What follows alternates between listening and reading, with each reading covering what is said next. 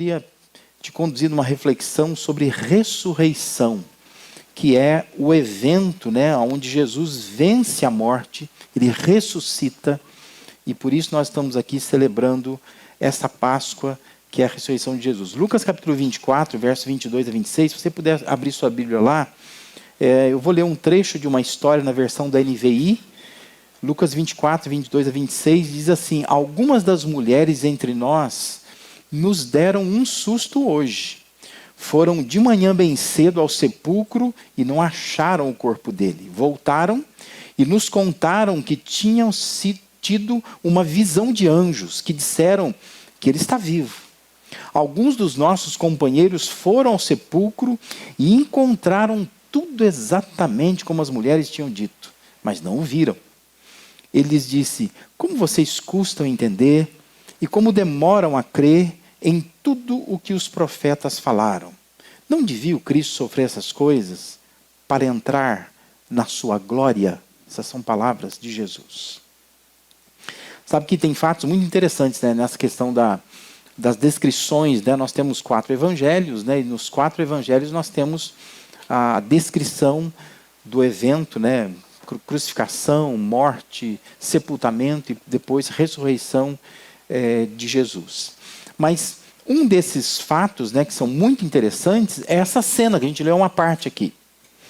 Que geralmente nas Bíblias tem lá os discípulos no caminho de Emaús, ou os discípulos de Emaús.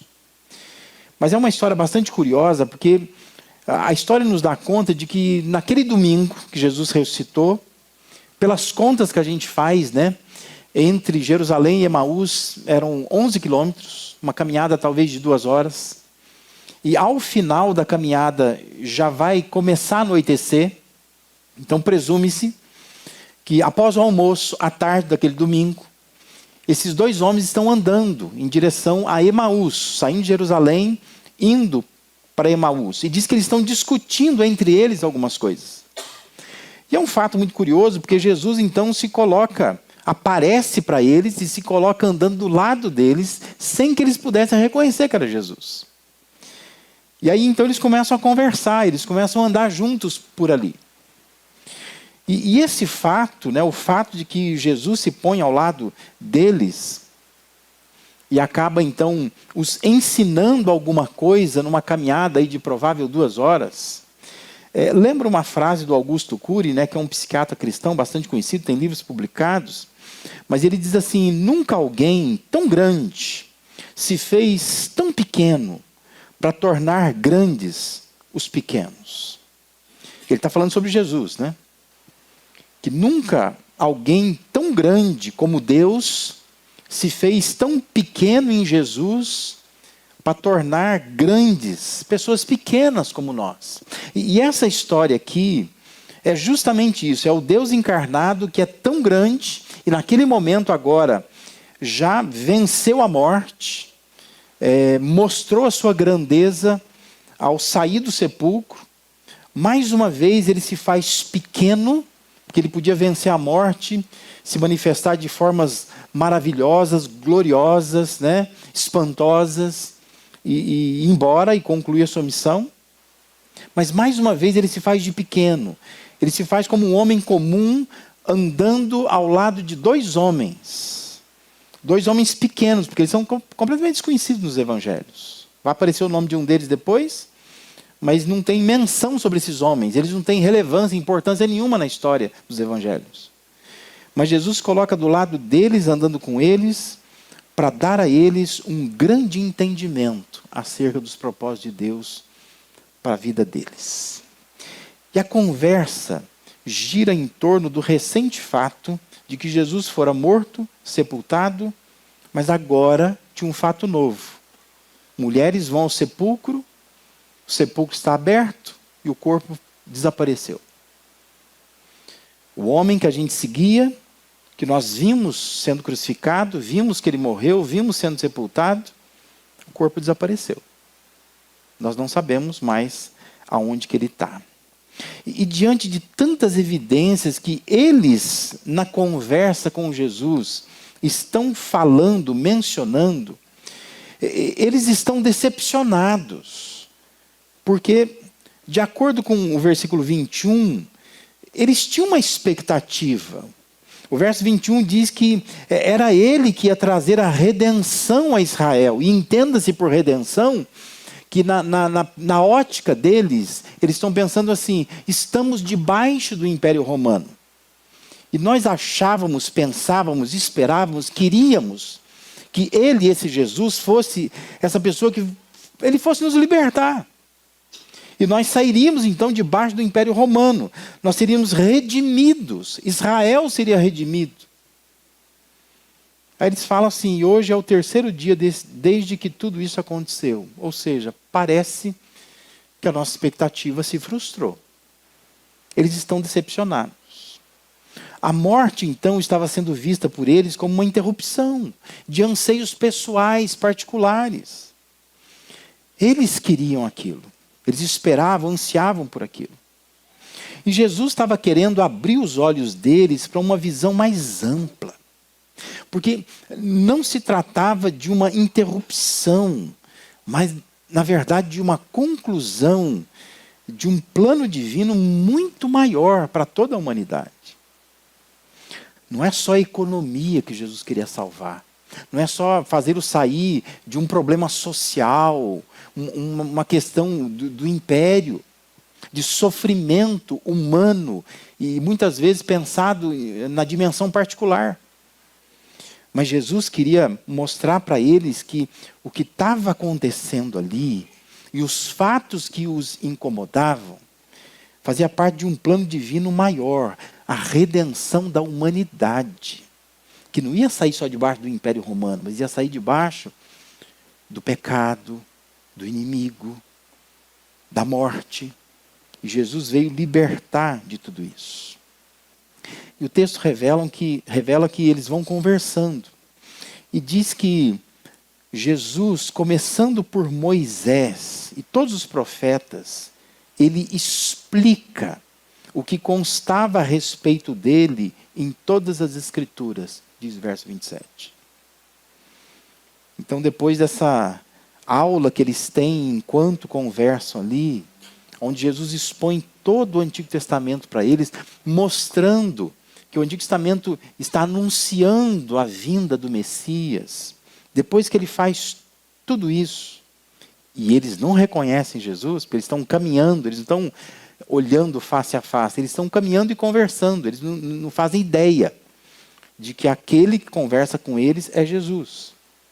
Mas eles chegam, é aí que o texto diz que já estava para anoitecer, então eles chegam aonde eles iriam. Só que Jesus, o texto fala que faz menção de que ele vai continuar caminhando, ele não vai parar por ali. E eles então insistem com Jesus para que fique com eles. Eles dizem: é perigoso à noite, fique com a gente essa noite aqui. E, sem saber, eles acolhem Jesus na casa deles. E o texto diz que é na mesa, em volta da mesa, no ato de partir o pão, que se você ler o texto, dá a impressão que é a descrição da ceia do Senhor. Mas diz que quando Jesus foi partir o pão, verso 31 diz que os seus olhos, os olhos deles, foram abertos e ali eles reconheceram que quem estava diante deles, naquela mesa, na penumbra de um início de noite, partindo o pão diante deles, era o Jesus ressuscitado. Só que não deu nem tempo de se alegrar e nem tempo de dar um abraço e um beijo nele. Porque o texto diz que ele desapareceu diante dos olhos dele, bem na hora que eles reconheceram. E aí vem uma das ponderações mais poderosas que encontramos neste cenário da ressurreição, que está no verso 32.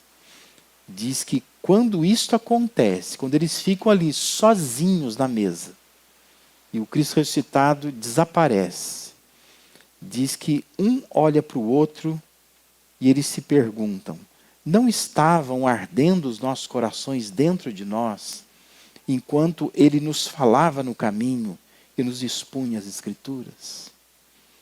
Um olha e pode dizer assim: você sentiu o que eu senti? Que a gente não reconheceu no caminho, ou reconhecemos agora. Mas mesmo sem reconhecê-lo, ele provocou na gente uma sensação que agora eu estou vendo que faz sentido.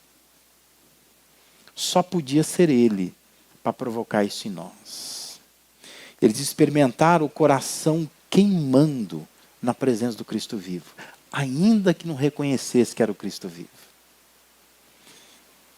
Por isso que eu falo, às vezes você não precisa nem saber que Cristo está presente.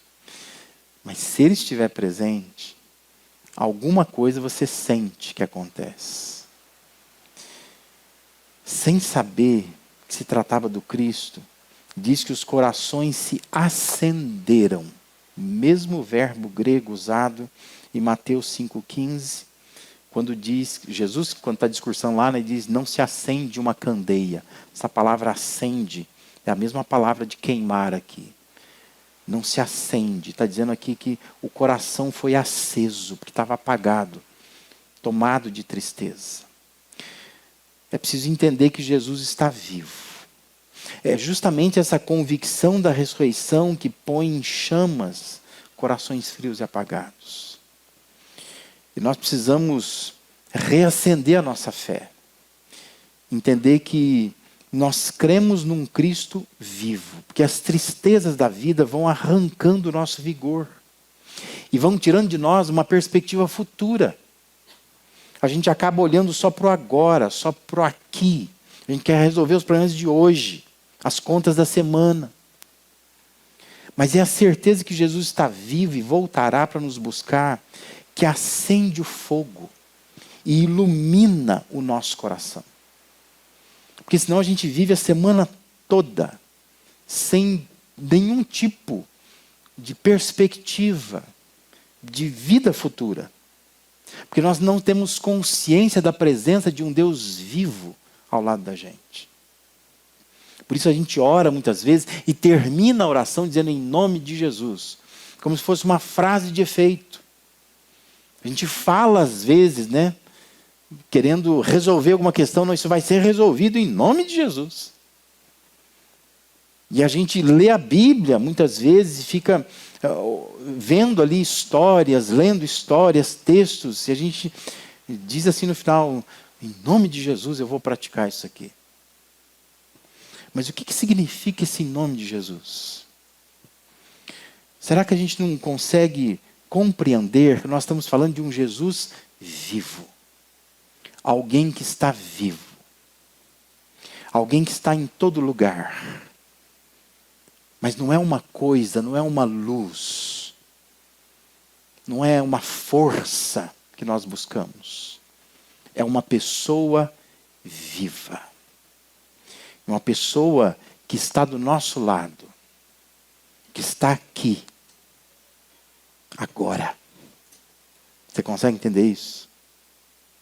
Você consegue ver Jesus aqui e agora? Imaginar que Ele está neste lugar, nesse espaço, agora, nesse momento. E Ele faz o nosso coração se acender, queimar. Porque é a presença dEle viva com a gente em todo lugar. Tem algumas coisas muito curiosas no Evangelho de Lucas, e uma delas é que Lucas ele tem um certo apreço em apresentar Jesus andando sempre. Ele está sempre a caminho de algum lugar. Isso repete-se várias vezes no Evangelho de Lucas. E em Atos, que é o mesmo escritor, né, que é o Lucas que escreve, ele vai dizer que quem converte ao cristianismo está no caminho, foi para o caminho. E Lucas vai chamar em Atos o próprio movimento cristão de caminho. Ele diz que é o caminho. Diz que Paulo perseguia quem estava no caminho. Porque caminho é importante para Lucas, e é importante para Lucas colocar Jesus a caminho de algum lugar, a caminho com alguém.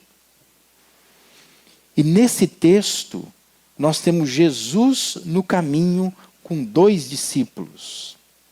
E no final do caminho, aqueles 2 discípulos têm suas mentes esclarecidas, os seus corações iluminados, e isso devolve a eles a alegria e a esperança que eles haviam perdido. Quando começa o caminho, eles estão confusos, decepcionados, discutindo. Mas ao final do caminho, eles estão esclarecidos, com o coração iluminado, alegre, esperançosos do que iria acontecer ainda. Mas a certeza de que Jesus está vivo também faz com que eles voltem para a comunidade dos discípulos. Não está muito claro por que eles foram para Emaús, talvez fosse a casa deles, eles voltaram para casa. Mas o texto diz que eles voltam para Jerusalém, pelo mesmo caminho. Só que agora eles voltam pelo mesmo caminho com uma outra visão. Quando eles vieram de Jerusalém para Emaús, eles estão confusos, decepcionados, discutindo entre eles. Agora eles voltam numa outra perspectiva, com uma expectativa. Eles voltam agora querendo encontrar os 11 apóstolos. E quer falar com eles da experiência que eles tiveram com Jesus. E diz que eles chegam lá, o versículo 33 vai dizer isso, e juntos eles vão desfrutar de mais uma aparição do Cristo vivo. Jesus aparece de novo diante deles lá, dentro da casa onde eles estavam. Ou seja, a conversa os converteu. Jesus se põe no caminho, um Deus grande que se faz pequeno, para fazer com que pequenos sejam grandes. E só conversa com eles. É uma conversa de 2 horas. E essa conversa de 2 horas os converte. Converte a decepção em certeza, a tristeza em alegria. E eles vão todos animados de volta para a comunidade, querendo reencontrar os 11, dizer, olha, nós tivemos uma conversa que nos converteu e por isso que nós estamos aqui de novo na comunidade. São efeitos da ressurreição e eu queria que você refletisse sobre isso. 3 efeitos para você levar para a sua casa, para nessa Páscoa, para que não seja só mais uma Páscoa, só mais uma comemoração da ressurreição de Jesus, mas que seja de fato um tempo transformador para você, e você pensar assim, eu saio daqui com o quê desta noite? Saio daqui com o coração transformado, é a primeira coisa.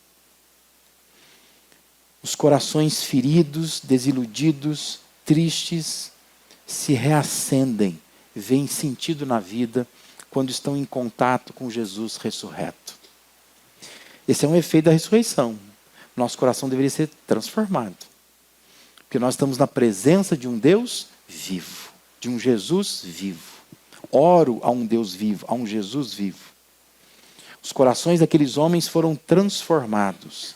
Eles estavam machucados, decepcionados, estavam feridos, desiludidos. Mas agora algo reacende dentro deles, queima o coração, porque os seus corações foram transformados. Também o outro efeito da ressurreição são os caminhos refeitos. Caminhos que são de discussão, de decepção, podem se tornar caminhos de comunhão, de alegria, de convicção. Os caminhos mudaram. Porque eles estão num caminho onde nesse caminho só sabe falar de tristeza, de decepção, tentando explicar o que aconteceu, por que não é tempo ainda de Israel ser redimido do Império Romano. Só que esses caminhos foram refeitos. O mesmo caminho eles voltam. E agora eles voltam buscando comunhão com os 11 apóstolos, eles voltam com alegria, e eles voltam com convicção. E um outro efeito da ressurreição é toda a comunidade impactada. Comunidade que acolhe para vivenciar a experiência com Cristo vivo, lugar onde o desânimo dá espaço ao entusiasmo. Você imagina o que foi para os 11 que estavam ali reunidos numa casa, talvez discutindo e pensando, o que nós vamos dizer? Que explicações nós temos a dar? Porque o Jesus que nós seguimos ao longo de 3 anos, nós o ajudamos, nós falamos para tantas pessoas, nós espalhamos a notícia. Agora ele morreu, ele foi sepultado e o corpo dele desapareceu. O que nós vamos dizer? E de repente chegam 2 homens dizendo assim, nós o vimos. Porque parece que pela sequência, que é muito mais fruto de pesquisa do Lucas, até agora eles tinham testemunho de mulheres, e mulheres não se ofendam. Mas naquele tempo, naquela cultura, a palavra de uma mulher não valia nada. As mulheres tinham dito que ele havia ressuscitado, mas eles não acreditam. Porque naquela época, naquele tempo, a palavra de uma mulher não valia nada. Mas agora são 2 homens que chegam dizendo: nós vimos, ele partiu o pão diante de nós. Ele conversou com a gente, ele fez o nosso coração arder. E para não ficar só no testemunho de 2 homens, diz que Jesus aparece ali. Diz assim: tem alguma coisa para comer aí? Quero comer. Diz que eles dão algo para Jesus comer. A comunidade foi impactada pela ressurreição de Jesus. Queria que você pensasse nisso nessa noite. Coração transformado, caminho refeito, comunidade impactada. O que você veio fazer aqui nessa noite? Fala para mim. Talvez você veio só porque, minha igreja, né, tem que ir. Meu filho ia cantar. Meu neto, minha neta, eu vim trazer. Vim assistir, vim participar, vim conhecer a igreja. Vi a porta aberta, entrei. O que você está acessando do YouTube agora, assistindo o culto? Porque eu conheço o pastor da igreja. Que apareceu para mim na televisão. Por quê? Mas a questão é, por que Deus te permitiu acessar este culto? Por que Deus permitiu estar aqui nesta noite? No caminho que você veio da sua casa para cá, você precisa voltar. Espero que você volte para sua casa. Você que está em casa, né, que ligou a TV, ou está num celular, ou está num tablet, num computador, espero que você desligue daqui a pouco, você vai dormir, vai deitar. Mas do mesmo caminho que você veio, você precisa voltar. Mas você precisaria voltar como aqueles discípulos fizeram. Eles voltaram pelo mesmo caminho, mas com uma visão completamente diferente.